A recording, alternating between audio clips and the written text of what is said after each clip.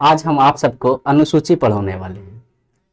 अनुसूची भारतीय संविधान में अपने आप में बहुत सारा इम्पोर्टेंट रोल निभाता है। जैसे हम सब किताब पढ़ते हैं, किताब पढ़ते तो देखते हैं कि पहले कौन सा चैप्टर पढ़ना है उसके बारे में बताता है। ठीक उसी तरह भारतीय संविधान में ये बताता है कि कौन सा कितना कितना में है। जैसे ये चैप्टर का नाम होता है और उसमें कित संख्या होती है कि पृष्ठ संख्या इतना से इतना तक में है। तो जो विषय है वही अनुसूची का काम करता है। अनुसूची मूल संविधान में 8 थी, वर्तमान समय में 12 है।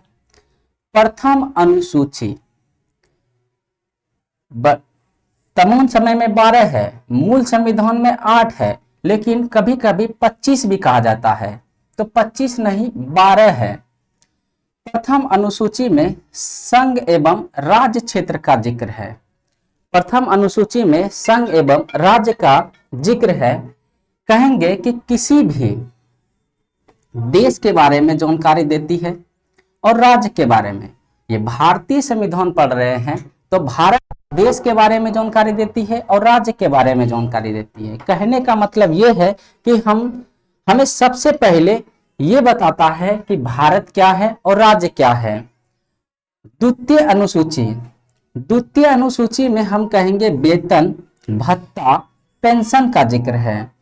जिस तरह से आज के समय में पैसा 2 नंबर का कमाया जाता है, यानी पैसा 2 नंबर का कमाया जाता है, तो याद रखेंगे कि 2 नंबर पैसा का जिक्र है, यानी कि वेतन, भत्ता, पेंशन का जिक्र है। यानी कि अनुसूची 2 नंबर से पैसा कमाया जाता है। याद रखने के लिए बता रहे हैं कि 2 नंबर का पैसा, यानी अनुसूची 2 और पैसा तो वेतन, भत्ता, पेंशन।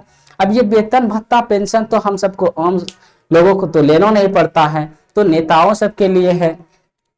तृतीय अनुसूची में हम कहते हैं कि शपथ का वर्णन है। अब इस तरह से देखिए, अगर कई लोग आपस में मिलकर कोई काम करे, अगर मिलकर काम करता है तो वो सब कभी कभी देखिएगा कि बेमौनी कर लेता है, यानी त्रिकोटी कर लेता है।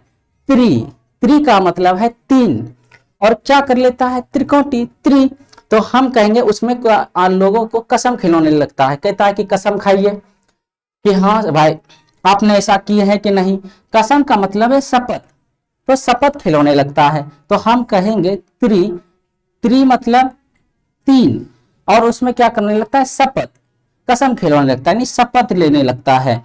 तो हम कहेंगे कि तृतीय अनुसूची में शपथ का वर्णन है। और भी याद रखने के लिए देखिए, तृतीय में 3 अक्षर है, शपथ में भी 3 अक्षर है, या इस तरह से रख सकते हैं शपथ में 3 अक्षर है तो यह तीसरी अनुसूची में होगा। चौथी अनुसूची में हम कहेंगे कि जहां 4 लोग बैठता है वह सभा लग जाता है, तो चौथी अनुसूची में सभा का जिक्र है, तो राज्यसभा है। हम सब गांव घर में ही देखते हैं कि जहां 4 लोग बैठा वह सभा लगा देता है, तो कहेंगे चौथी अनुसूची में राज्यसभा का जिक्र है। 5वीं अनुसूची में हम ये कहेंगे कि 5वीं, देखिए कई लोग 5 को इस तरह से ना लिख करके ये इस तरह से लिख देता है, तो 5वीं अनुसूची में SC और ST का प्रशासन एवं नियंत्रण का प्रावधान है। 5 को आप देखे होंगे कि इस तरह से नहीं लिखकर कई लोग इस तरह से लिख देते हैं, तो हम याद रखेंगे कि 5वीं में SC और ST का प्रशासन एवं नियंत्रण का जिक्र है।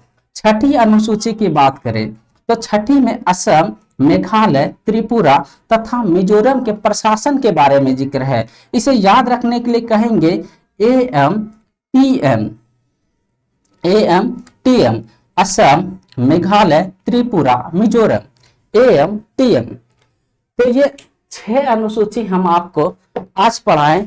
अगली वीडियो में आपको 6 के बाद पढ़ाएंगे, क्योंकि 7वीं अनुसूची में बहुत सारे हैं और भी डिटेल से जानना पड़ता है। इसमें बस इतना ही क्वेश्चन पूछता है कि मूल संविधान में अनुसूची की संख्या कितनी है, तो कहेंगे 8 है। वर्तमान समय में अनुसूची की संख्या कितनी है, तो 12 है। प्रथम अनुसूची में संघ एवं राज्य का जिक्र है। द्वितीय अनुसूची में यानी कि वेतन, 2 तरह से पैसा कमाया जाता है, तो हम कहेंगे पैसा कमाना, वेतन, भत्ता, पेंशन का जिक्र है। तृतीय अनुसूची में हम कहेंगे शपथ का जिक्र है। शपथ में 3 अक्षर, तो कहेंगे कि तृतीय अनुसूची में शपथ का जिक्र है। चौथी अनुसूची, जहां 4 लोग बैठा वहां सभा लग जाता है, तो हम कहेंगे राज्यसभा का जिक्र है। पांचवी तो हम देखते हैं कि एस का ही बनावट ही पहुंच जैसा है, तो कहेंगे एससी, और एक याद रख देंगे एसटी, इसका प्रशासन एवं नियंत्रण का जिक्र है। और छठी में एएम टीएम याद रख लीजिएगा। ए से असम, एम से मेघालय, टी से त्रिपुरा, एम से मिजोरम है। ये ध्यान रखिएगा कि मणिपुर नहीं है, मणिपुर नहीं है, मिजोरम, जोर जबरदस्ती जिन्होंने अपना नाम डलवा लिया हो तो मिजोरम, ये सिर्फ याद कराने के लिए है, ऐसा मत समझिए जोर जबरदस्ती है। तो बस आज के लिए इतना ही, फिर मिलते हैं अगले वीडियो में।